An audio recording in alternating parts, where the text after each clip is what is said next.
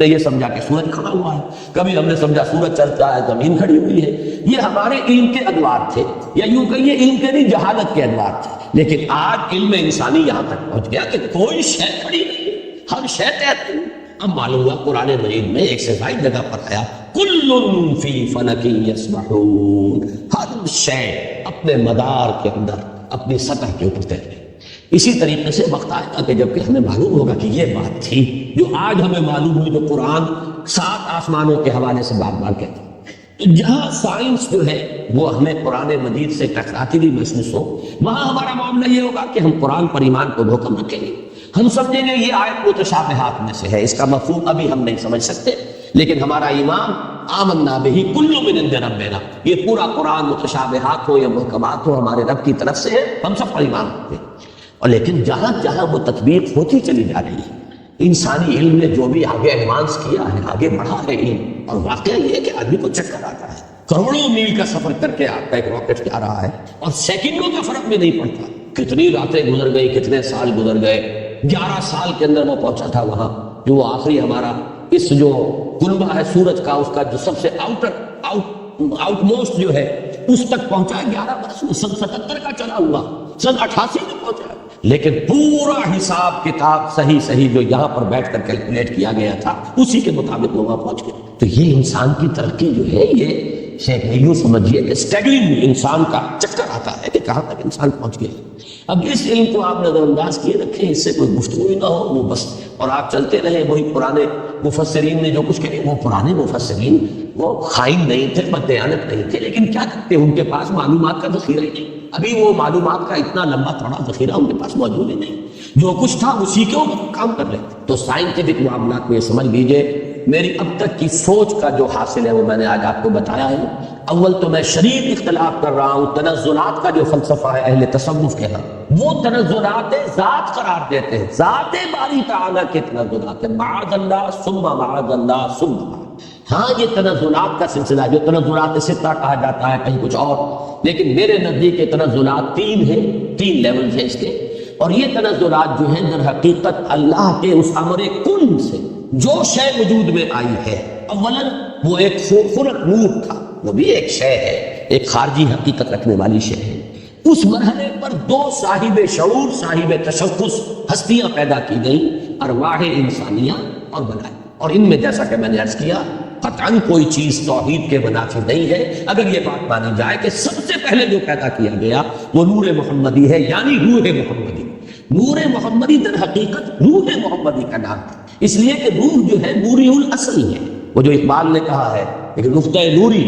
یہ جو ہے خاک کے اندر پنہا، غافل تو نرا صاحب ادراک نہیں ہے ذوق تجلی بھی اسی خاک میں پنہا، غافل تو نرا صاحب ادراک نہیں ہے۔ تو یہ جو ہمارا شعور ہے میں در حقیقت اس روح کی بنیاد پر ہے، اور وہ روح جو ہے نوری الاصل ہے، میرے بھی آپ کے بھی، اگرچہ وہ نور محمد رسول اللہ صلی اللہ علیہ وسلم کی روح کا جو معاملہ ہے، ہم ویسے اگر کہیں گے تو کہاں ہم اور کہاں وہ، زمین و آسمان کا فرق ہے۔ ہمارا وہ نور جو ہے ہمارے نفس کی ظلمانیت کے اندر گم ہو گیا، اور وہاں وہ جو نور ہے وہ اپنے نفس کے اوپر ایسے غالب ہے کہ حضور نے جیسے کہ فرمایا کہ شیطان تو میرے ساتھ بھی ہے لیکن میں نے اسے مسلمان بنا لیا، جبکہ ہمارا شیطان ہم پر حاوی ہے۔ ہمارا وہ ٹمٹماتا ہوا چراغ جو ہے کبھی کبھی اس کی ہمیں کوئی رمق جو ہے وہ کبھی محسوس ہوتی ہے۔ یہ بڑا پیارا جملہ ہے ابن سینا کا، بڑا پیارا جملہ ہے، ظاہر بات ہے فلسفی تھے اور ان کی بہت سی باتوں سے ہمیں اختلاف ہے، لیکن یہ کہ بہت سی باتیں ان کی بڑی بلند بھی ہیں۔ یہ جملہ نوٹ کرایا تھا ہمیں مولانا منتصب الحق صاحب مرحوم نے، جو ایک مرتبہ ہمارے یہاں محاضرات میں بھی آئے تھے، میرے استاد تھے جب میں علم اسلامیات کر رہا تھا کراچی،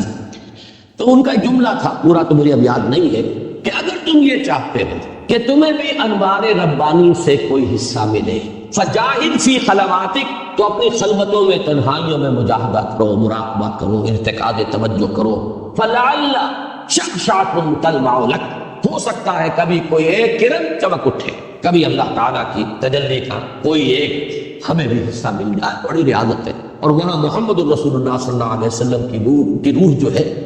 وہ ہر وقت تجلی ہے انوار الہیہ کے ساتھ، یہ دوسری بات ہے۔ لیکن اپنی اصل کے اعتبار سے تمام انسان کی ارواح جو ہے نوری نسل ہے، اسی نور سے پیدا ہوئی ہے، لیکن سب سے پہلے نور محمدی یا روح محمدی صلی اللہ علیہ وسلم کو پیدا کیا گیا، ساتھ ہی ملائکہ ہے۔ پھر یہ تنزل کا دوسرا مرحلہ آ رہا ہے، اب خلق نور میں بڑے بڑے ایکسپلوژن کے ذریعے سے اور غالباً بگ بینگ جو ہے وہ جو بھی کچھ دیکھا ہے، میں نے کئی مرتبہ بات کہی ہے کہ یہ جدید فلسفی ہو یا جدید سائنسدان ہو، ان کی جہاں تک ایکویٹی آف آبزرویشن کا تعلق ہے، بڑی ایکیوٹ آبزرویشن ہے، انہوں نے غور بہت کیا ہے، سوچا ہے، تو بہت چیزیں انہوں نے دیکھی، اگرچہ ان کی تعبیر، توجیہ اور ان میں کیا ربط و تعلق ہے اس میں ٹھوکرے کا۔ فرائڈ کی عظمت کا میں قائل ہوں کہ اس نے انسانی شخصیت کے 3 لیول معین کر لیا، آبزرو کیا ہے کہ انسان کے اندر 3 لیولز ہیں۔ ایک سب سے نیچے ہے اڈ اور لیبیڈو، اس کے حیوانی تقاضے، اس سے اوپر ہے اس کا سیلف، خودی، اس سے اوپر ایگو اسے کہتا ہے، اور اس کے اوپر ہے سپر ایگو۔ 3 لیول، میں سمجھتا ہوں یہی 3 لیول ہیں جو ہمیں ہمارا دین بتاتا ہے، نفس، قلب اور روح۔ البتہ یہ کہ اس کی تعبیر کچھ اور ہے، وہ سپر ایگو کو سمجھتا ہے کہ وہ معاشرے کے زیر اثر کچھ نارمز ہوتے ہیں، کچھ اثرات ہوتے ہیں جو انسان کو ہانٹ کرتے رہتے ہیں، یہ نہ کرو، یہ نہ کرو، یہ کرو، یہ چیز جو ہے اس کے اوپر سپر ایگو جو ہے اس کے ایگو کے اوپر مسلط رہتی ہے، اسے پریشان کیے رہتی ہے۔ ہمارے نزدیک وہ روح ہے در حقیقت، جس کے اندر ایک جو ارج ہے وہ اللہ کی طرف توجہ کی ارج ہے، اللہ کا قرب حاصل کرنے کی ارج ہے، وہ انسان کو اوپر اٹھانا چاہتی ہے۔ یہ نفس امارہ جو ہے، حیوانی وجود، یہ انسان کو نیچے کھینچ رہا ہے، پستی کی طرف لے جانا چاہتا ہے، پست خواہشات اور زمینی تمناؤں اور آرزوؤں کے اندر گرفتار کرتا ہے۔ درمیان میں وہ قلب ہے، اگر اس قلب کے اوپر یہ اڈ یا لیبیڈو جو ہے یہ غالب آ جائے تو انسان نرا حیوان بن کر رہ گیا، اس کا انسان مر۔ اگر روح غالب ہو گئی تو کیا کہنا ہے، پھر یہ ہے وہ شے جو مطلوب ہے، روح غالب رہے، تو گویا کہ روح مرکب ہے اور یہ نفس جو ہے یہ گھوڑے کے مانند ہے جس پر سواری کر رہا ہے۔ یہ میں نے عظمت صوم میں بھی یہ سارے مضامین بیان کیے ہیں، حقیقت انسان میں بھی۔ بہرحال یہ ہے جنات کے بارے میں جو میرا تصور ہے، اور چونکہ ان میں روح نہیں ہے، میں جو بات عرض کر رہا تھا وہ رہ گئی تھی، پھر دوبارہ یاد آ گئی۔ میں نے جو 3 لیولز معین کیے، ان میں سے پہلا لیول جو ہے نور، ملائکہ، ارواح، یہ عالم امر ہے، اور 2 لیول نار والا، ناری ترنوں کا، اور یہ خاک اور زمین کا، اور زمینی حیوانات اور زمینی نباتات، اور انہی میں سے ایک انسان، یہ عالم خلق ہے۔ عالم امر میں ٹائم ایلیمنٹ ہے ہی نہیں، روح کو کوئی وقت درکار نہیں ہے، یہاں سے کروڑوں میل جانے کے لیے کوئی وقت درکار، نہ روح کو نہ فرشتے کو کوئی وقت درکار۔ یہ عالم امر ہے، اس کی شان یہ بیان ہوئی ہے، انما امرہ اذا اراد شیئا فانما یقول له کن فیکون، نو ٹائم ایلیمنٹ واٹس ایور۔ اور یہی عالم امر ہے جس میں کہ فرشتے اور روح انسانی کا ایسا ربط ہوتا ہے، فرشتہ وحی لاتا ہے تو روح ہے در حقیقت نبی کی اور رسول کی جو اسے ریسیو کرتی ہے۔ جیسے کہ آپ کو معلوم ہے کہ آپ کی فضا کے اندر اس وقت جو بھی ٹرانسمیشن ہو رہی ہے ریڈیو کی، ٹیلی ویژن کی، وہ تو فضا میں موجود ہے، آپ کے پاس میں تو ایک آلہ ہونا چاہیے جو اسے کیچ کرے۔ آپ کے ریڈیو ہے، ریڈیو میں گالف لگے، وہ اسے کیچ کر رہے ہیں، ٹیلی ویژن ہے، اس میں وہ میکینزم ہے جو کیچ کر رہا، فضا میں تو ہے، تو 2 چیزیں ملتی ہیں۔ تو ملائکہ کی طرف سے لائے جانے والے پیغامات، ان کو کیچ کرنے والا انسان میں جو حصہ ہے وہ روح ہے، وہ یہ انسان کے جسمانی وجود نہیں ہے، یہ آنکھیں نہیں ہے، یہ کان نہیں ہے، بلکہ براہ راست قلب جو مسکن ہے روح کا، وہ ہے محبت وحی۔ فَإِنَّهُ نَزَّلَهُ عَلَىٰ قَلْبِكَ، اے نبی جبریل نے تو اس کو نازل کیا آپ کے قلب پر۔ یہ در حقیقت محبت وحی جو ہے وہ یہ کان نہیں ہے، کان سے نہیں سنتے تھے حضور وحی کی آواز، وہ تو در حقیقت براہ راست بغیر آنکھوں یا کان یا حواس ظاہری کے، کوئی وساطت کے، براہ راست قلب کے اوپر نزول۔ اور یہی وہ شے ہے جو جنات میں نہیں ہے، لہذا جنات میں کوئی وحی نہیں، جنات میں کوئی نبوت و رسالت نہیں، جنات بھی انسانوں میں جو انبیاء اور رسول آتے رہے انہی کے تابع ہے۔ اس معاملے میں جیسا کہ میں نے عرض کیا، الحمدللہ کہ ہمارا جو ہے سلف سے متفق عقیدہ ہے، لیکن یہ کہ اس دور میں مولانا اصلاحی صاحب نے اس باب میں بھی جیسے فقہ کے معاملے میں رجم کے سلسلے میں بہت بڑی ٹھوکر کھائی ہے، اسی طریقے سے اس معاملے میں بھی بہت بڑی ٹھوکر کھائی ہے۔ اللہ تعالیٰ انہیں اپنی رائے پر نظر ثانی کرنے کی اور اس سے رجوع کرنے کی توفیق عطا فرمائے۔ اور یہ ہے وہ فلسفہ جنات کا۔ اس میں ایک بات جو ان دونوں مقامات کے سمجھنے کے لیے، اور اس سے پہلے بھی قرآن مجید میں بار بار یہ مضمون آیا ہے، اس کے حوالے سے اور جان لیجئے، وحی یا احکام و اوامر خداوندی کا نزول فرشتوں کے ذریعے ہوتا ہے۔ فرشتوں کا جبکہ وہ فرشتے وحی کو لے کر نازل ہوتے ہیں یا احکام خداوندی کو، یہ جو جنات ہیں ان میں سے کچھ اوپر جا کر تلقی کر لیتے ہیں، کچھ شان گل لے لیتے ہیں، فرشتوں کی آپس کی گفتگو سن لیتے ہیں، اس سے جو حقائق اور واقعات انہیں معلوم ہوتے ہیں، وہ اس دنیا میں آ کر جو کاہن قسم کے لوگ یا عامل قسم کے لوگ، کاہن قسم کے لوگ، کہانت کا جو بازار دنیا میں چلتا رہا اور کاروبار ہوتا رہا، وہ اس اعتبار سے ہوتا تھا۔ اور آج دنیا میں جو اسپرچوئلزم کے نام سے ہو رہا ہے کہ یورپ کے اندر ایک بڑا فلسفہ ہے، بڑا فن ہے، وہ آپ کے والد کی روح کو بلوا لیں گے، اور وہ والد کی روح آ کے کہے گی بھائی میں تمہارا والد ہوں، وہ یاد کرائے گی کہ میں دیکھو اس اعتبار سے پہچانو، میں اس واقعے کو، اس واقعے کو، ساری چیزیں وہ بیان کرے گا، اور لوگ سمجھتے ہیں کہ ہمارے والد کی یا والدہ کی یا دادا کی یا دادی کی روح سے کرا۔ یہی شیاطین ہے در حقیقت کہ جو دھوکہ دے رہے ہیں اور گمراہ کر رہے ہیں انسانوں کو، اور یورپ کی اسپرچولیزم کا بھی در حقیقت پورا میکینزم انہی جنات کے حوالے سے۔ فرشتے کبھی اس کاروبار میں ملوث نہیں ہو سکتے، وہ بہت مقدس ان کی ہستی ہے، اور وہ اس طرح کے معاملات سے منزہ ہے، اعلیٰ اور عرفہ ہے، لیکن جنات کے اندر یہ سارا گندا یہ جو خبریں لینے کے لیے دور تک جاتے تھے اور سمائے دنیا تک ان کی رسائی ہے، یہ جو سب سے نیچے آسمان ہے اس تک، یہاں تک یہ پہنچ سکتے ہیں۔ اب اس کی حقیقت ابھی ہم منکشف نہیں، میں نہیں جانتا کہ اس سے مراد کیا ہے سمائے دنیا۔ آیا ہم نظام شمسی جہاں ختم ہوتا ہے اسے سمائے دنیا کہتے ہیں؟ ہو سکتا ہے ایک توجیہ ہے کہ ایک دنیا کا ایک جو سولر سسٹم ہے اس کا ایک حد آ جائے کہ سولر سسٹم کی، شاید وہ سمائے دنیا ہو۔ پھر یہ بے شمار سولر سسٹم جس ایک وہ جو سٹار میں نے کہا، ایک ستارے کے گرد جو چکر لگا رہے، ہو سکتا ہے کہ اس کی جو وسعت ہے وہ دوسرا سما ہو، گیلیکسی جو ہے وہ تیسرا سما ہو، اس سے اوپر جو ہے کوئی اور وسعت، واللہ اعلم، اس میں کوئی توجیہ میں اس وقت نہیں کر سکتا، صرف ایک امکان پیش نظر ہے کہ شاید یہ سولر سسٹم کی جو حدیں ہیں وہ ممکن ہے کہ وہ سمائے دنیا ہو، اور وہاں تک ان جنات کی رسائی ہو جائے، اور وہاں سے یہ خبریں لاتے ہیں، اس میں جھوٹی سچی اپنی طرف سے ملاتے ہیں، کچھ نہ کچھ پیش گوئیاں جو ہے وہ صحیح ہو جاتی ہے، کاہن نے کہا یہ ہوگا ہو جاتا، اس سے ان کا دھندا چلتا ہے، کاروبار چلتا ہے، اسی سے وہ لوگوں کو گمراہ کرتے ہیں۔ لیکن یہ بات اہم ہے قرآن کو سمجھنے کے لیے، اس کا بہت اہم تھیم ہے۔ جب بھی کبھی اللہ کسی نبی یا رسول کو مبعوث فرماتا تھا کہہ رہا ہوں، ہے نہیں، اس لیے کہ سلسلہ بند ہو چکا، میں ہمیشہ محتاط ہوتا ہوں کہ اس میں ہے کا لفظ ہی استعمال نہ کیا جائے، اس لیے کہ وہ دروازہ بند ہو چکا۔ جب بھی اللہ کسی نبی یا رسول کو مبعوث فرماتا تھا اور فرشتے وہی لے کر نازل ہوتے تھے، اس زمانے میں آسمانوں پر زبردست پہرے بٹھا دیے جاتے تھے سمائے دنیا، کہ کوئی جنات اس کی سانگن نہ لے جائے۔ اب آپ اس کا اندازہ کیجئے، اگر کہیں وہ لے اڑے وہاں سے اور آ کر اپنے کسی کاہن کو بتا دیں کہ اب محمد پر یہ وحی آنے والی صلی اللہ علیہ وسلم، تو نتیجہ کیا نکلے گا؟ وہ پہلے سے بتائے گا کہ دیکھنا کل یہ بیان کریں گے محمد کی یہ وحی مجھ پر نازل ہوئی ہے، تو سارا کا سارا معاملہ چوک ہو جائے، پھر یہ کہ حضور صلی اللہ علیہ وسلم یا اس نبی یا رسول کی جو حیثیت ہے ختم ہو جائے۔ لہذا نزول وحی کے دور میں بہت سخت پہرے بٹھائے جاتے تھے کہ یہ جنات جو ہے کہیں سے سانگن نہ لے لے، بلکہ یہ کہ شہاب ثاقب مارے جاتے تھے ان پر اگر یہ قریب آتے تھے۔ یہ ہے جو قرآن مجید میں بہت جگہوں پر یہ فنومینن جو ہے اس کا ذکر ہے، اور اس سورہ مبارکہ میں بھی اس کا ذکر جو ہے بڑی تفصیل کے ساتھ آیا۔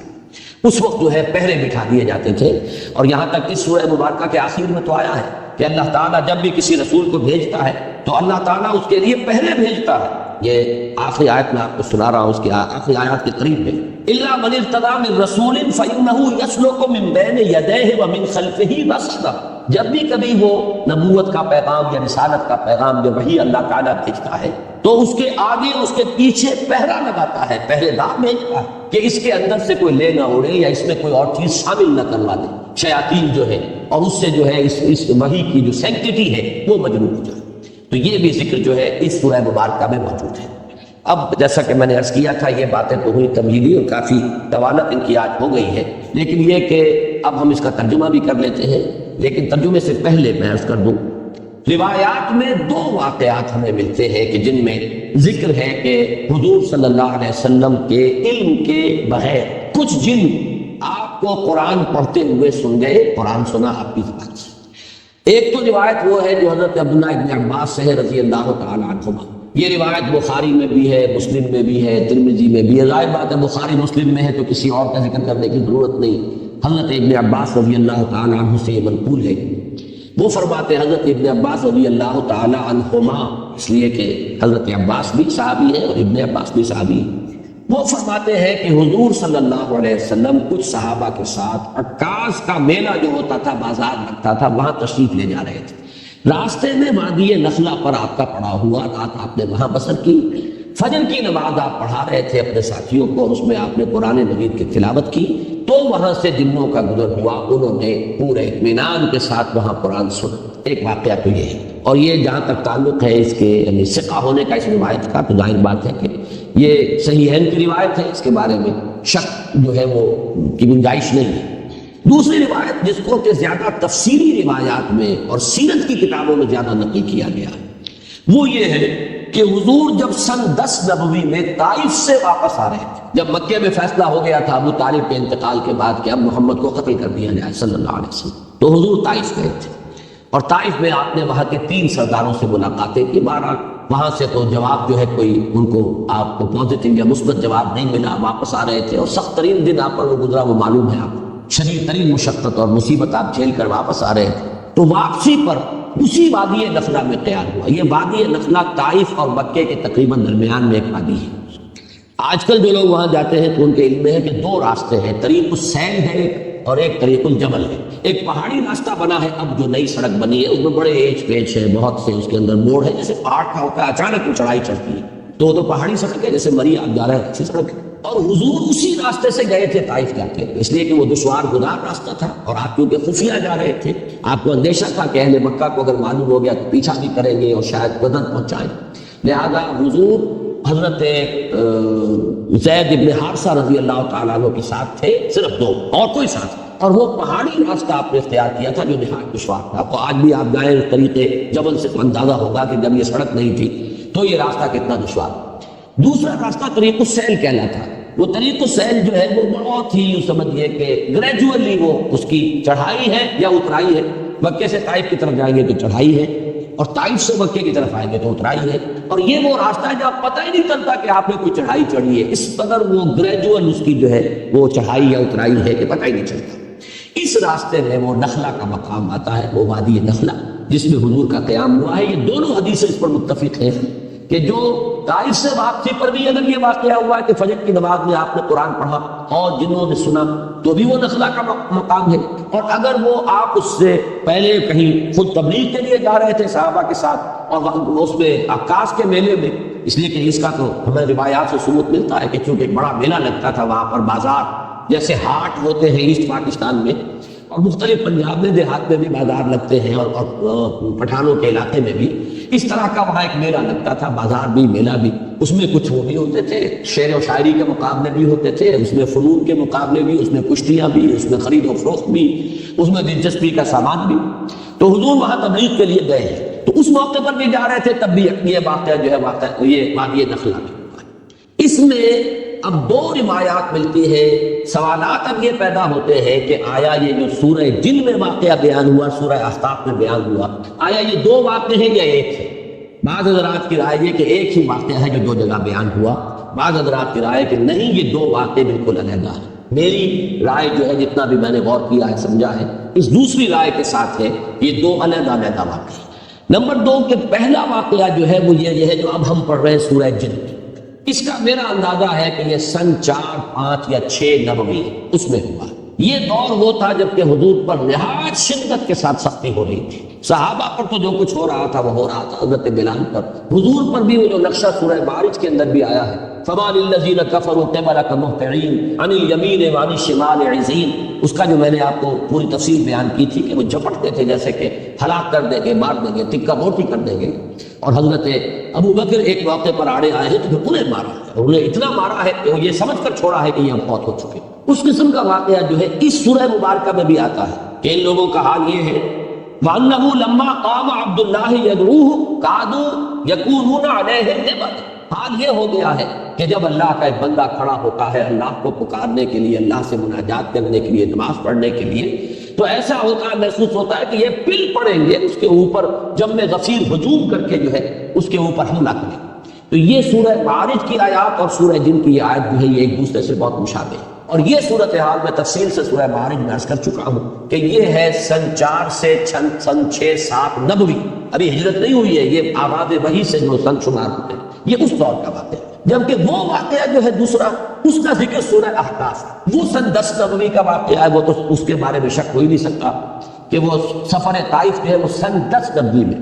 دوسرا آپ یہ دیکھیں گے کہ اس واقعے میں جو جن تھے وہ جن یا تو مشرک تھے یا عیسائی تھے، اس واقعے میں جو جن تھے وہ حضرت موسیٰ اور تورات کے ماننے والے تھے۔ یہ دونوں جو ہیں ترجمہ کریں گے تو یہ چیزیں واضح ہو جائیں گی۔ اب آئیے ترجمہ کیجئے تیزی کے ساتھ۔ قُلْ أُوحِيَ إِلَيَّ، اے نبی کہہ دیجئے کہ میری جانب وحی کی گئی ہے، أَنَّهُ اسْتَمَعَ نَفَرٌ مِّنَ الْجِنِّ، کہ سنا توجہ کے ساتھ جنوں کی ایک جماعت نے، فَقَالُوا، تو انہوں نے کہا، اب یہ صرف تذکرہ اتنا کیا واقعے کا، اب ساری گفتگو ان کی نقل ہو گئی۔ انہوں نے قرآن سنا، اب جا کر اپنے قوم کے لوگوں سے جو کہا، اب وہ تقریر ساری ان کی ہے۔ یہ بھی ہو سکتا ہے کہ یہ ایک ہی مسلسل تقریر ہو، یہ بھی ہو سکتا ہے کہ مختلف مواقع پر انہوں نے جو باتیں کہی ہو، ان میں سے جو چیدہ نمائندہ جملے ہیں ان کو یہاں پر جمع کر دیا گیا۔ بلکہ یہ دوسری بات مجھے اسلوب سے زیادہ مقاربت رکھنے والی اور اس سے زیادہ قریب معلوم ہوتی ہے۔ فَقَالُوا إِنَّا سَمِعْنَا قُرْآنًا عَجَبًا، تو انہوں نے کہا کہ ہم نے سنا ایک قرآن بہت عجیب، اور عجیب سے مراد ہے بہت دل کو لبھانے والا، بہت عمدہ، بہت پسندیدہ۔ یہدی الی الرشد، وہ رہنمائی کرتا ہے اس شے کی طرف کہ جو کامیابی اور فوز اور فلاح کی طرف لے جانے والی ہے۔ فآمنا بہ، تو ہم تو اس پر ایمان لے آئے، ہم نے اس کی تصدیق کی۔ وَلَن نُشْرِكَ بِرَبِّنَا أَحَدًا،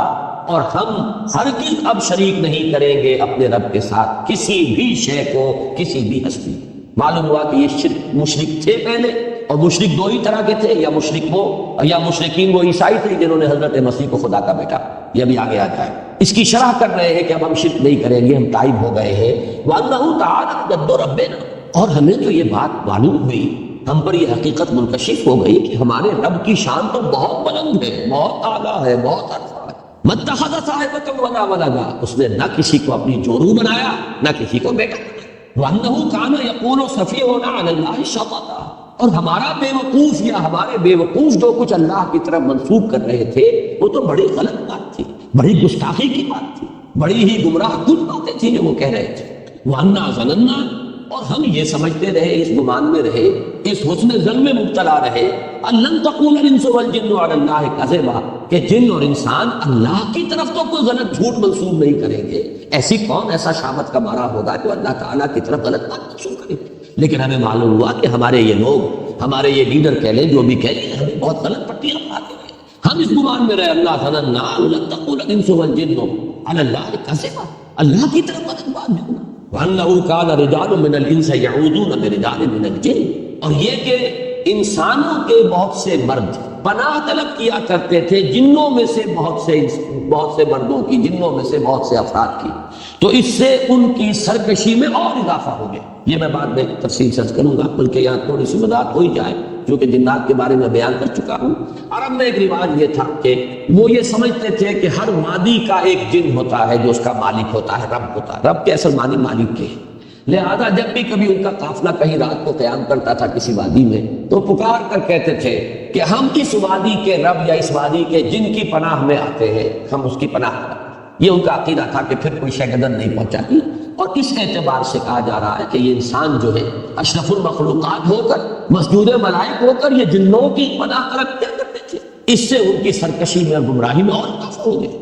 وَأَنَّهُمْ ظَنُّوا كَمَا ظَنَنتُمْ، اور انہوں نے بھی یہی گمان کیا تھا جیسے کہ تم نے گمان کیا، أَن لَن يَبْعَثَ اللَّهُ أَحَدًا، کہ اللہ کسی کو نہیں اٹھائے گا۔ اس کے دو معنی ہیں، تو بعد میں تفصیل سے کر دوں گا۔ یعنی بعث بعد الموت، کوئی موت اور کوئی بعث بعد الموت نہیں ہے، موت کے بعد جی اٹھنا نہیں ہے، یا نہیں بھیجے گا، نہیں اٹھائے گا اللہ کسی نبی یا رسول کو۔ أَن لَن يَبْعَثَ اللَّهُ أَحَدًا وَأَنَّا لَمَسْنَا السَّمَاءَ فَوَجَدْنَاهَا مُلِئَتْ حَرَسًا شَدِيدًا وَشُهُبًا، اور ہم نے آسمان کو ٹٹولا تھا۔ یہ وہی جو خبریں لینے کے لیے جایا کرتے تھے، تو ہم نے آسمان کو ٹٹولا تھا، سانگن لینے کی کوشش کی تھی،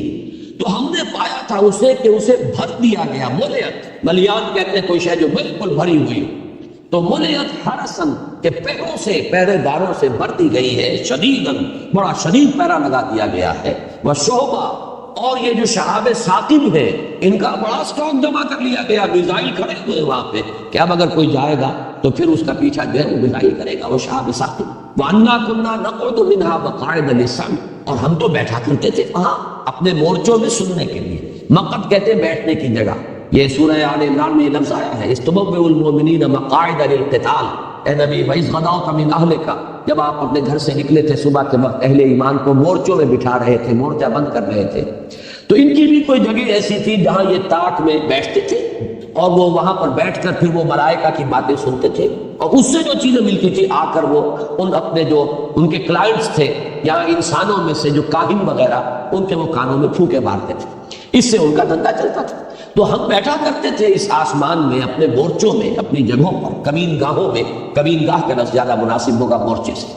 اپنی کمین گاہوں میں ہم بیٹھا کرتے تھے۔ فَمَن يَسْتَمِعِ الْآنَ يَجِدْ لَهُ شِهَابًا رَصَدًا، تو جو کوئی اب سننے کی کوشش کرے گا وہ اپنی گھات میں پائے گا ایک شہاب، رصد کہتے ہیں گھات میں ہونا کسی کا، ان ربک لبالمرصاد، تیرا رب جو ہے گھات میں ہے، وہ پکڑ اس کی طرف سے گرفت آیا چاہتی ہے، تو وہ دیکھے گا شہاب ثاقب کی گویا کہ وہ تیار ہے بالکل اس کا پیچھا کرنے کے لیے۔ وَأَنَّا لَا نَدْرِي أَشَرٌ أُرِيدَ بِمَنْ فِي الْأَرْضِ أَمْ أَرَادَ بِهِمْ رَبُّهُمْ رَشَدًا، اور یہ کہ ہمیں یہ معلوم نہیں ہے، ہم یہ نہیں جانتے کہ آیا زمین والوں کے ساتھ جو زمین میں بس رہے ہیں ان کے ساتھ کسی شر کا ارادہ کیا گیا ہے، ام اراد بہم ربہم رشدا، یا ان کے رب نے ان زمین والوں کے ساتھ انسانوں کے ساتھ کسی بھلائی کا، خیر کا، رشد کا ارادہ فرمایا، یہ ہم نہیں جانتے کہ نتیجہ اس کا کیا نکلے گا۔ وَأَنَّا مِنَّا الصَّالِحُونَ وَمِنَّا دُونَ ذَلِكَ، اب وہ آپس میں گفتگو کر رہے ہیں، دیکھیں ہم میں بھی کچھ صالح بھی ہیں، یہ اچھے رہے ہیں، اچھے لوگ بھی رہے ہیں جنوں میں، اور کچھ دوسرے قسم کے لوگ بھی ہیں۔ اب یہاں اشرار کا لفظ نہیں لائے، یہ ہے حکمت تبلیغ، دون ذالک، کچھ اچھے لوگ بھی ہیں، شریف بھی ہیں، لیکن کچھ دوسری قسم کے بھی ہیں، اس سے کمتر لوگ بھی ہیں۔ کلنا طرائق قددا،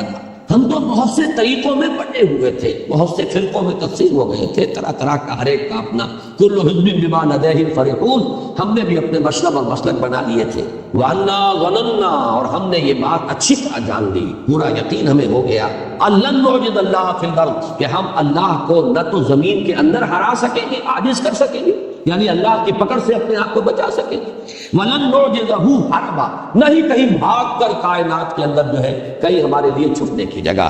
وَأَنَّا لَمَّا سَمِعْنَا الْهُدَىٰ، اور ہم نے تو بھائی جب یہ ہدایت والی بات سنی ہے، یہ رہنمائی ہم نے سنی ہے، ہم تو ایمان لے آئے۔ فَمَن يُؤْمِن بِرَبِّهِ فَلَا يَخَافُ بَخْسًا وَلَا رَهَقًا، تو جو کوئی بھی اپنے رب پر ایمان لائے گا اسے کوئی خوف نہیں ہوگا، کوئی اندیشہ نہیں اسے کرنا چاہیے، نہ اس کا کہ اس پہ کوئی کمی کی جائے گی اور نہ اس کا کہ اس پر کوئی زیادتی کی جائے۔ لا يخاف بخسا ولا رهقا وَأَنَّا مِنَّا الْمُسْلِمُونَ وَمِنَّا الْقَاسِطُونَ، اب ذرا بات کو کھولا اور دیکھو ہم میں سے مسلم بھی ہیں، فرما بردار بھی ہیں، اور قاسطون بھی ہیں، ناانصاف بھی ہیں، زیادتیاں کرنے والے بھی ہیں۔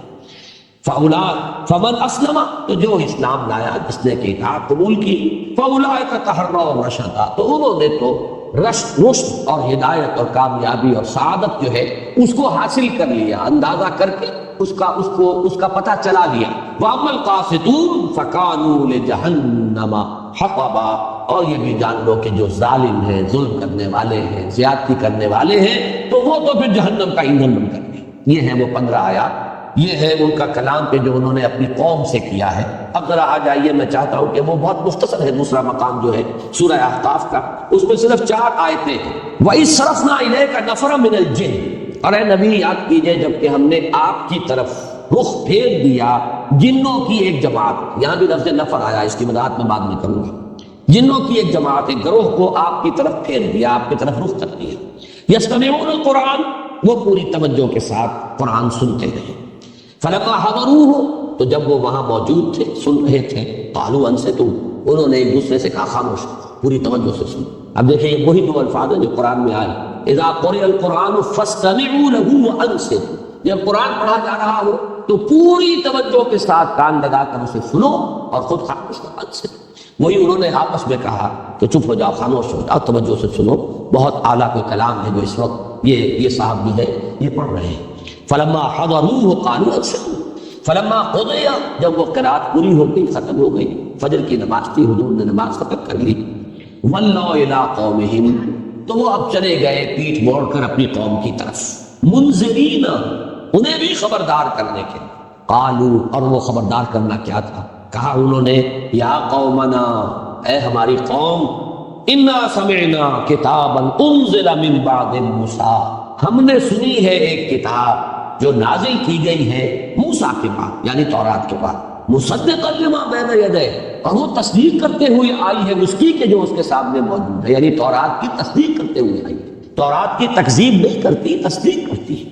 یہدی الی الحق، اور وہ تو حق کی طرف رہنمائی کر رہی ہے، صحیح راستہ دکھانے والی ہے، ہدایت جو ہے دینے والی ہے، وَإِلَىٰ طَرِيقٍ مُسْتَقِيمٍ، سیدھے راہ کی طرف رہنمائی فرمانے والی ہے۔ یا قومنا اجیبوا داعی اللہ، اے ہماری قوم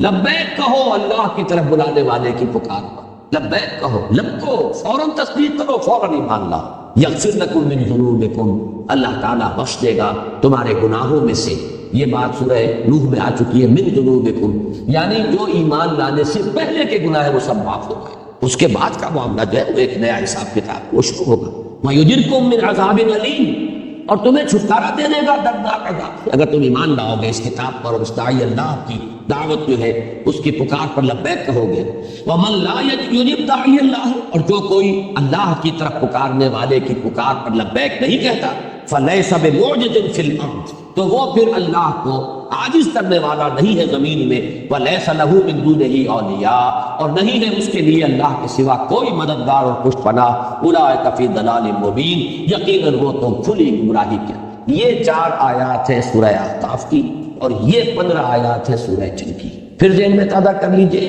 پہلا سوال یہ ہے آیا یہ دونوں ایک ہی واقعے کی 2 تفصیلیں ہیں یا یہ 2 علیحدہ واقعے؟ میری رائے یہ ہے کہ یہ 2 علیحدہ واقعے۔ پہلا واقعہ زمانی اعتبار سے جو سن 4 سے سن 7 تک اس عرصے میں کہیں ہوا ہے، جبکہ فزیکل پرسیکیوشن اپنے پورے عروج کو پہنچ چکی تھی،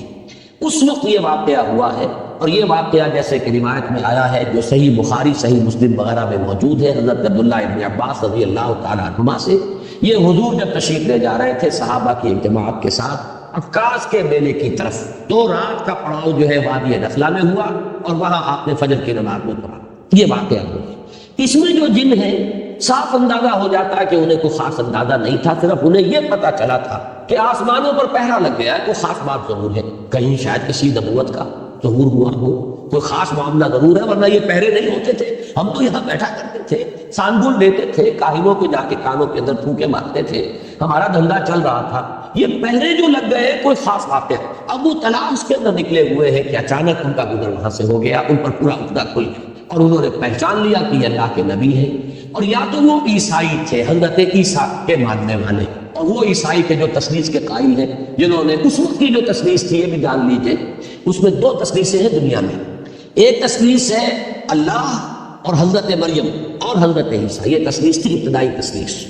اور ایک تثلیث ہے خدا اور روح القدس اور بیٹا یعنی حضرت مسیح، یہ 2 تثلیثیں ہیں ان کے ہاں۔ تو یہاں جو فرمایا گیا یہ وہ تثلیث ہے کہ جس کا انہوں نے کہا کہ ہم تو یہ سمجھ چکے ہیں کہ ہمارے رب کی شان اس سے بہت اعلیٰ اور رفع ہے کہ وہ کسی کو جورو بنائے یا بیٹا بنائے۔ تو ہو سکتا ہے کہ وہ جو عقیدہ تثلیث جو تھی عیسائیت کی اس کے اوپر وہ تھے، یا پھر وہ مشرکین تھے، اس لیے کہ مشرکین نے بھی جو مشرکین عرب تھے انہی کے دین پر تھے وہ، اس لیے کہ وہ فرشتوں کو خدا کی بیٹیاں کہتے تھے،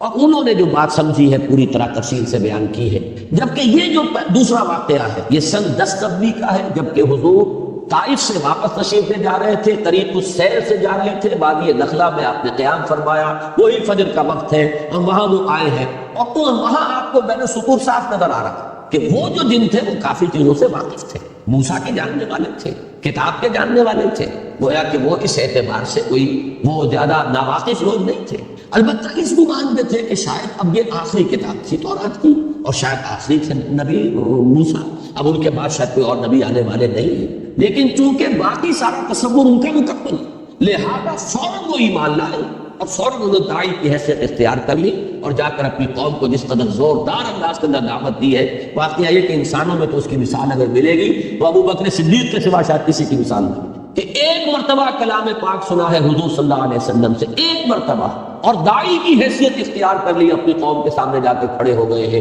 کہ یا قومنا اجیبوا داعی اللہ، اے ہماری قوم کے لوگوں لبو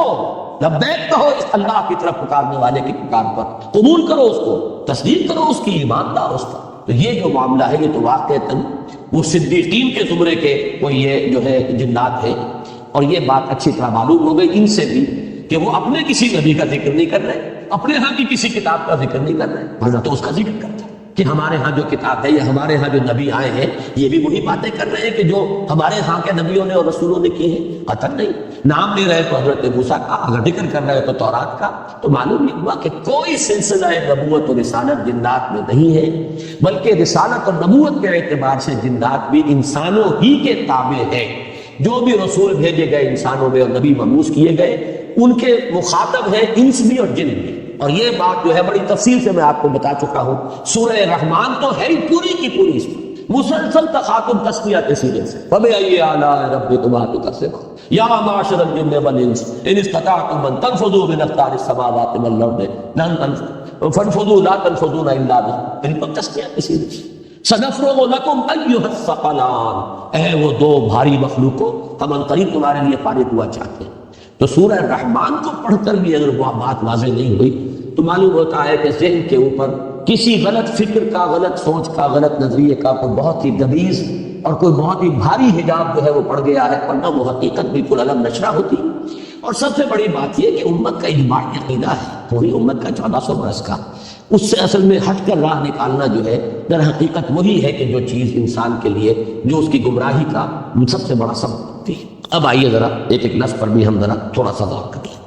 قل اوحی الی،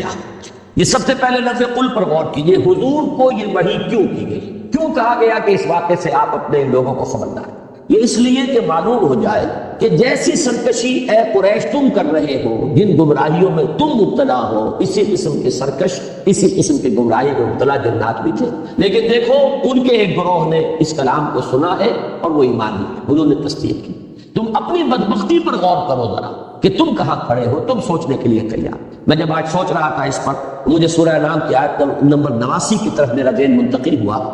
فَإِن يَكْفُرْ بِهَا هَؤُلَاءِ فَقَدْ وَكَّلْنَا بِهَا قَوْمًا لَيْسُوا بِهَا بِكَافِرِينَ۔ اگر یہ لوگ ناقدری کر رہے ہیں اس قرآن کی، اس وحی کی، یہ حکمت جو انہیں سنائی جا رہی ہے قرآن کے ذریعے سے، اگر یہ قریش جو ہے ان کی ناقدری کر رہے ہیں تو اے نبی آپ پریشان نہ ہو، ہم نے اور قوموں کو تیار کیا ہوا ہے اس کام کے لیے کہ وہ اس کی ناقدری نہیں کریں، وہ اس کی قدردانی کریں گے، اس کو حرز جان بنائیں گے، آگے بڑھ کر چومیں گے اس کو اور اس کو قبول کریں گے، لہذا گھبرائیے نہیں۔ ان یکفر بها هؤلاء فقد وکلنا بها قوما لیسوا بها بکافرین، اپنے قومیں ایسی ہے جو فوراً تصدیق کرے گی۔ اب ان میں اشارہ انصار مدینہ کی طرف بھی ہو سکتا ہے اور دوسری اقوام کی طرف بھی ہو سکتا ہے، پھر ان میں اشارہ ان کی طرف بھی ہے، تو یہ بھی ایک مثال ہے۔ قل کہہ دیجئے ان سے اوحی الی، یہ اوحی الی سے اشارہ ہو رہا ہے اس بات کی طرف کہ یہ بات حضور کو خود معلوم نہیں ہے۔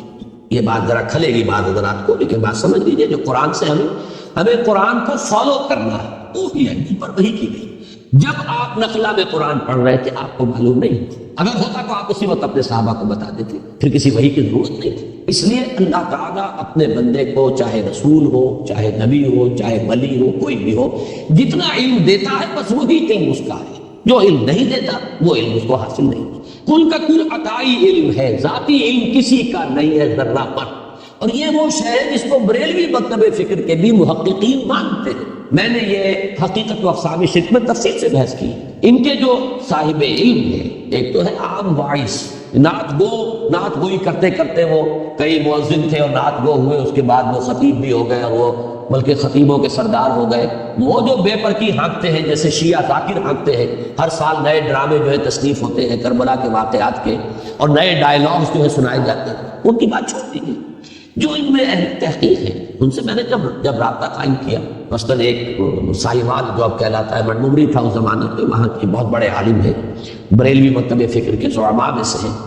میں ان سے پاس گیا، میں نے کہا مسئلہ کیا علم غیب کا؟ صاحب کہا، کتابیں نکال کے دکھائی، دیکھیے ہم 3 باتیں مانتے ہیں حضور کے علم کے بارے میں۔ حضور کا علم حادث ہے، قدیم نہیں ہے۔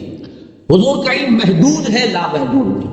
حضور کا علم عطائی ہے، ذاتی نہیں۔ بات 3 باتیں مان لیجیے تو بات ختم ہو گئی، اب جھگڑا پڑے گا۔ باقی رہ گیا یہ کس کا علم تھا کس کا نہیں تھا، یہ ہم کون فیصلہ کرنا، کیا چیز معلوم تھی کیا نہیں معلوم تھی، ہم نہیں ناپ سکتے حضور کے علم کو۔ البتہ جہاں پہ ایسے اشارے مل جاتے ہیں اس سے بات سمجھ میں آتی ہے کہ یہ بات آپ کو از خود معلوم ہوئی ہوتی تو وحی کی ضرورت نہیں تھی،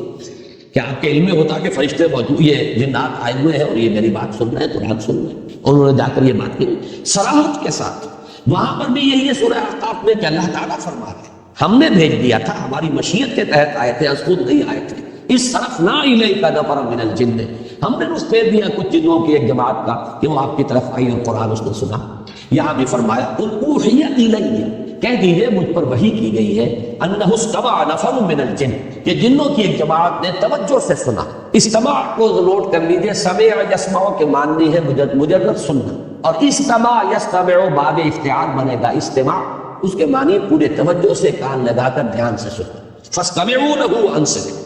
نفر کی جو کے لفظ کا اطلاق ہوتا ہے عربی میں 3 سے 10 تک، اور روایات میں معلوم ہوتا ہے بعض میں کہ یہ 9 تھے، بعض میں 7 کا حصہ، واللہ اعلم۔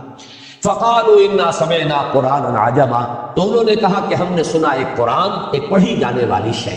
قرآن کے معنی پڑھی جانے والی شے،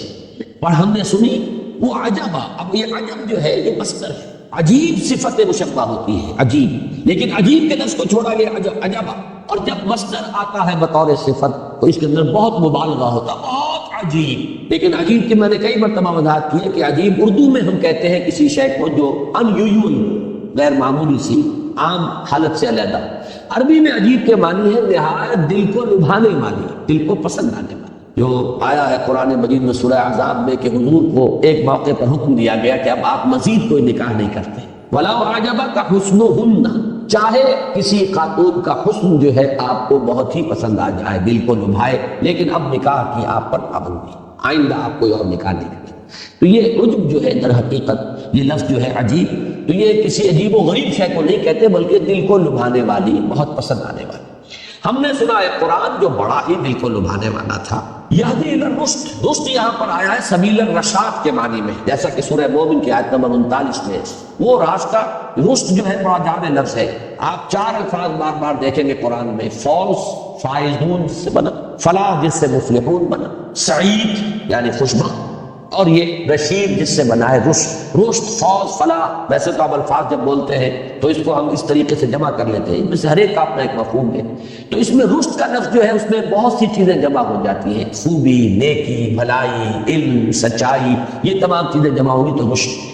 یہدی الی الرشد یعنی یہدی الی سبیل الرشاد، فآمنا بہ، تو ہم اس پر ایمان لے آئے، ولن نشرک بربنا احدا، یہ لام نون کے ساتھ جو نفی آتی ہے عربی زبان میں انتہائی تاکیدی، عزم مصمم ہے، اب ہم اپنے رب کے ساتھ کسی کو شریک نہیں۔ اس میں اندازہ ہو رہا ہے کہ کس قدر انہیں پچھتاوا ہوا ہے کہ ہم کن حماقتوں میں مبتلا ہیں، ہم کن گمراہیوں کے اندر جو ہے وہ ہم گرفتار ہیں، کن وادیوں میں بھٹکتے رہے ہیں، ہم پر تو حقیقت منکشف ہو۔ اللہ تعالیٰ یہی جذبہ ہمیں عطا فرمائے کہ ہم بھی کبھی اپنی سابقہ زندگی پر اس اعتبار سے پشیمان ہو،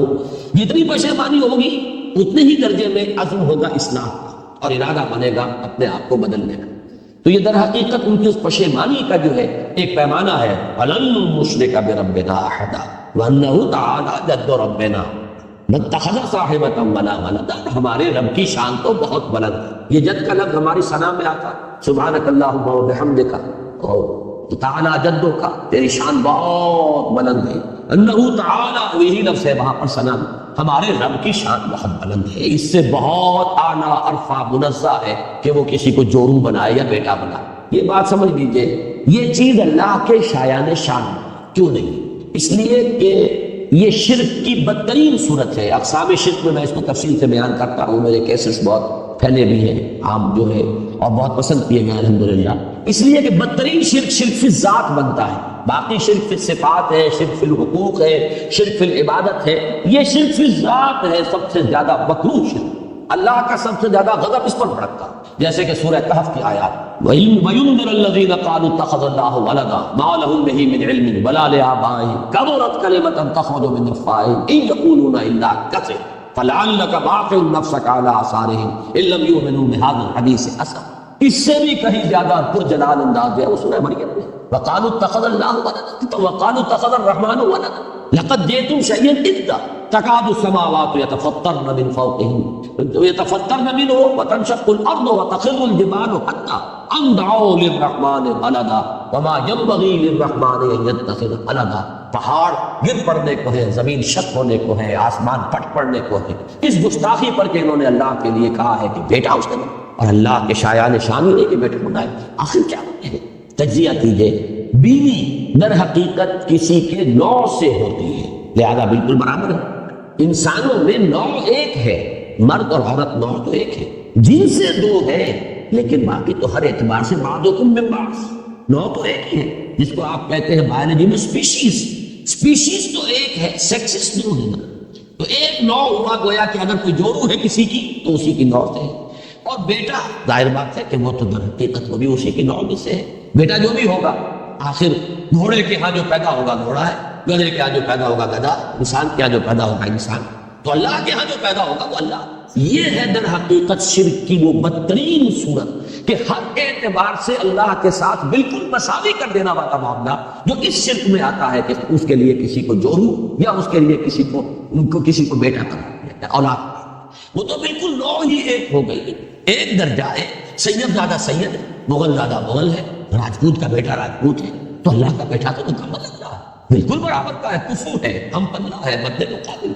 تو یہ ہے در حقیقت انہ تعالی جد ربنا، ہمارے رب کی شان بہت بلند ہے، وہ اس سے بہت اعلیٰ اور عرفہ۔ وَمَتَّخَذَ صَاحِبَةً وَلَا وَلَدًا وَأَنَّهُ كَانَ يَقُولُ سَفِيهُنَا عَلَى اللَّهِ شَطَطًا۔ یہ سفیہ جو ہے یہ واحد کے لیے بھی آتا ہے اور جمع کے لیے، یہ بھی ہو سکتا ہے ان کا ہمارے ہاں کے بڑے بدھو اور بڑے یہ جو بنے پھرتے تھے ہمارے گرو گھنٹال، ہمارے لیڈر ہمیں بڑی غلط پٹیاں پڑھاتے رہے، اور انہوں نے ہمارے بے وقوفوں نے اللہ پر جو ہے بڑی غلط باتیں جو ہے جڑی ہیں اور غلط اللہ کی طرف منسوخ کیا کہ اللہ نے کسی کو بیٹا بنا دیا اور اللہ نے کسی کو جو ہے اپنا برابر کا درجہ دے دیا ہے۔ تو یہ شیطان لعین کی طرف بھی اشارہ ہو سکتا ہے، اس کی ذریت معنوی اصول بھی مجموعی طور پر بھی مراد ہو سکتی ہے۔ وَأَنَّهُ كَانَ يَقُولُ سَفِيهٌ عَلَى اللَّهِ شَطَطًا وَأَنَّا ظَنَنَّا لَن تَقُولَ الْإِنسُ وَالْجِنُّ عَلَى اللَّهِ۔ یہ ہے وہ سادہ لوحی، بہت اہم ہے یہ آیت۔ اکثر و بیشتر عوام الناس اسی سادہ لوحی میں مارے جاتے ہیں۔ آپ کا عام بیچارہ بریلوی جو ہے وہ کیا سمجھے، وہ تو اپنے مولوی کی بات سنتا ہے، اپنے واعظ کی بات سنتا ہے، کوئی گمان نہیں کر سکتا کہ یہ تو دھوکہ دین کے اللہ کے نام۔ اسی طریقے سے کوئی شیعہ ہے، اسی طرح قادیانیوں کا ہر شخص تو ان میں سے ریسرچ نہیں کرتا، ہر شخص قرآن مجید کی جو ہے تحقیق نہیں کرے گا کہ ختم نبوت کے کیا معنی ہے کیا نہیں ہے۔ اب جو بھی ان کے ہاں ان کے وہ بٹگر ہیں، ان کے گرو گھنٹال ہیں جو پڑھاتے ہیں، وہ اپنے اسی خیال کے اندر یہ کس چیز پر ہمیں دھوکہ دیں گے، کیوں دھوکہ دیں گے؟ تو عوام الناس دھوکہ کھاتے ہیں اپنے رہنماؤں سے، اور اسی وجہ سے کھاتے ہیں کہ وہ یہ مان نہیں کر سکتے کہ ہمیں دھوکہ کس لیے دھوکہ دیں گے، اللہ کے اوپر کوئی غلط بات کریں گے۔ وَأَنَّا ظَنَنَّا أَن لَن تَقُولَ الْإِنسُ وَالْجِنُّ عَلَى اللَّهِ كَذِبًا۔ ہم نے یہ گمان کیا، ہم اس خوش فہمی میں رہے، ہم یہی سمجھتے رہے کہ جن اور انس ایک دوسرے کے بارے میں جھوٹ بولتے ہیں، اللہ کے بارے میں جھوٹ بولتے، وہ جس کو کہتے ہیں فارسی میں کہ بازی بازی بارش بابا ہم بازی، یہ تم کھیل کر رہے ہو، استہزاء کر رہے ہو کہ اپنے باپ اور دادا کی داڑھیوں کے ساتھ بھی کھیل کرو گے، بارش بابا ہم بازی۔ تو یہ جھوٹ جو ہے تراشنا اور جھوٹ جڑ دینا، چاہیے اللہ پر جھوٹ جڑے۔ ہم نے یہ سمجھا کہ انسان ایسی حرکت تو نہیں کریں گے، یہ جنات ایسی حماقتیں تو نہیں کریں گے۔ وَأَنَّهُ كَانَ رِجَالٌ مِّنَ الْإِنسِ يَعُوذُونَ بِرِجَالٍ مِّنَ الْجِنِّ فَزَادُوهُمْ رَهَقًا۔ اور یہ کہ بہت سے مرد جو تھے یا انسانوں میں سے بہت سے لوگ وہ پناہ طلب کرتے تھے جنوں میں سے لوگوں کی، اس سے ان کی سرکشی میں اور اضافہ ہو گیا۔ اب یہاں امکان ہے کہ زادوہم رہقا، زادو کے اندر ایک ضمیر ہے فاعلی، انہوں نے اضافہ کر دیا، ہم ضمیر مفعولی ہے ان کے لیے یا ان میں، لیکن یہ کہ اضافہ کرنے والا کون ہے، کن میں اضافہ ہوا ہے، اس میں دونوں رائے ہو سکتی ہے۔ یعنی جنوں نے ان انسانوں کو اور گمراہ کیا، پھر اور غلط راستے پر ڈالا۔ اچھا تم اشرف المخلوقات ہو کر اور تم ہماری پناہ طلب کر رہے ہو، تو ہم تمہیں ایسی ایسی وادیوں میں لے جا کے بھٹکائیں گے کہ تم جہنم کا ایندھن ہی بن کر پاؤ۔ اور ایک یہ بھی ہو سکتا ہے کہ انسانوں کے اس طرز عمل نے ان شیاطین جن کے اندر جو نشہ ہے اور چڑھا دیا، یہ ہماری پناہ طلب کر رہے ہیں، تو گویا کہ ان میں سرکشی، اپنا غرور، تکبر، تمرد، شیطنت، سرکشی جو ہے وہ اور بڑھ گئی۔ تو یہ دو طرفہ ہے، زادوہم رہقا، یہ گویا کہ جس کو انگریزی میں کہتے ہیں وشل سرکل، کہ یہ ایک دوسرے کی گمراہی کے اندر اضافہ کر رہے ہیں، اور یہ دونوں کیا چونکہ اس میں یہ احتمال موجود ہے، یہ بہت ہی ذو معنیین کہیے، اور دونوں معنی جو ہے اس کی اپنی جگہ پر صحیح ہے اور درست۔ وَأَنَّهُمْ ظَنُّوا كَمَا ظَنَنتُمْ أَن لَّن يَبْعَثَ اللَّهُ أَحَدًا، اور یہ کہ انہوں نے بھی یہی گمان کیا تھا، انسانوں نے بھی، جیسے کہ تم لوگ گمان کیے بیٹھے ہو کہ اللہ کسی کو نہیں اٹھائے گا، ہرگز نہیں اٹھائے گا کسی کو۔ ہمارے جدید مفسرین میں سے اکثر نے مراد لیا ہے کہ یہ بعث بعد الموت کا تذکرہ ہے، کہ جیسے تم سمجھتے ہو کہ بس مرنے کے بعد کوئی زندگی نہیں، کوئی اٹھایا نہیں جانا ہے، کوئی حساب کتاب نہیں ہے، ویسے ہی انسان بھی اس حماقت میں مبتلا ہے۔ لیکن یہ کتاب نازل ہوئی ہے، اللہ نے اپنے بندے کے اوپر ہدایت اتار دی ہے، اور اب یہ حقیقت منکشف ہو گئی ہے کہ اس میں تو اٹھایا جائے گا، حساب کتاب ہوگا، جواب طلبی ہوگی، جزا و سزا ہوگی۔ دوسری رات یہ ہے کہ لن یبعث اللہ احد سے مراد ہے بعثت رسول، کہ وہ بھی اس گمان میں تھے جیسے کہ تم اس گمان میں ہو کہ اب کوئی اور رسول آنے والا نہیں۔ میرے نزدیک یہ دوسرا مضمون ہے یہاں پر، اور یہ اللہ کا شکر ہے کہ مولانا شبیر احمد عثمانی رحمۃ اللہ علیہ نے اس کو زیادہ اہمیت دی ہے۔ میں اپنی رائے کے ساتھ جہاں بھی کہیں کسی ایسی شخصیت کی رائے جو ہے اس کو پا لیتا ہوں تو پھر اطمینان ہو جاتا ہے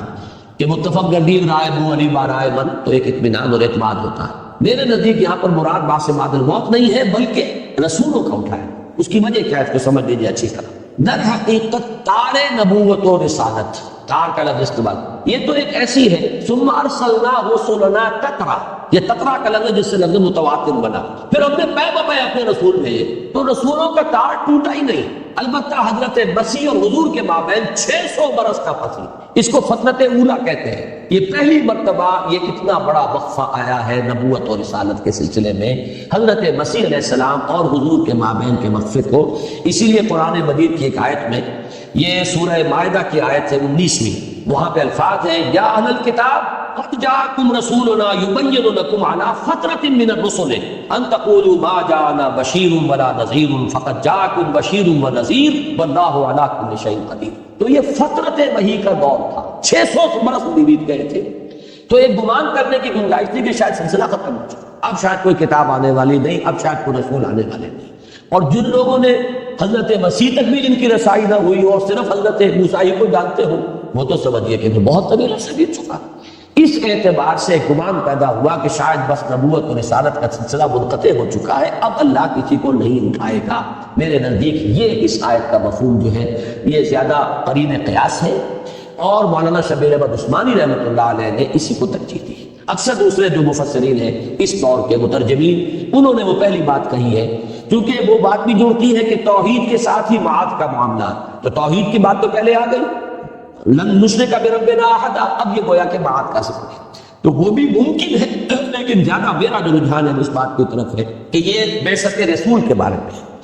وَأَنَّهُمْ ظَنُّوا كَمَا ظَنَنْتُمْ أَن لَّن يَبْعَثَ اللَّهُ أَحَدًا وَأَنَّا لَمَسْنَا السَّمَاءَ۔ اب یہ بات میں پہلے آپ کو بتا چکا ہوں، ہم نے آسمانوں کو ٹٹولا تھا، لمس کہتے ہیں چھونے کو، جیسے کوئی اندھا جو ہے وہ چھو کر دیکھتا ہے کسی چیز کو، تو اسی طریقے سے یہ آسمانوں کو چھو کر اور کچھ ٹوہ لگانے کے لیے جب جاتے تھے، اَنَّا لَمَسْنَا السَّمَاءَ فَوَجَدْنَاهَا مُلِئَتْ حَرَسًا شَدِيدًا وَشُهُبًا، اور ہم نے آسمانوں کو، آسمان کو ٹٹولا، یہ نوٹ کیجیے۔ اسی لیے میرا گمان یہ ہے کہ یہ سماعت دنیا مراد ہے، یہاں پہ اب جمع کا صیغہ نہیں آیا، آخری یا سب سے نچلا آسمان، ہماری طرف سے پہلا آسمان، اوپر سے سب سے نچلا آسمان، ہم نے آسمان کو انا لمسنا السماء فوجدناها ملئت حرسا شدیدا وشوبا، ہم نے پایا اسے وہ تو بھر دیا گیا ہے بڑے شدید پہرے سے، حارس کہتے ہیں پہرے دار کو، حرس پہرا، اور شوبا، اور شہاب ثاقب جو ہے گھات میں لگے پڑے ہوئے ہیں وہاں پہ، وہ میں نے لفظ استعمال کیا، میزائل جو ہے وہ بالکل پوزیشن پہ ہے، ٹریگر دبے گا اور سیدھا آئے گا تم پر۔ یہ تو چونکہ وہ در حقیقت شہاب ثاقب جو، یہ بات بار بار قرآن مجید میں یہ مضمون آیا۔ ابھی جو یہ بابری مسجد کے سلسلے میں جو اخبار میں تفصیل آئی ہے اس میں بھی نقشہ یہی ہے، مسجد کو بچانے کے لیے کہ 1 لاکھ کے قریب ہندو جمع ہو جائے گا، موب ایکشن ہوا تو مسجد کا وہ ریزہ کر دیں گے، چھوٹی سی مسجد ہے، تو وہاں کی حکومت نے وہ کیا کہ ایک تو بارڈ وائر جو ہوتی ہے کانٹوں دار خاردار تار کا ایک گھیرا پہلے لگایا مسجد کے گرد، ایک کچھ وقفے سے دوسرا گھیرا لگایا، ان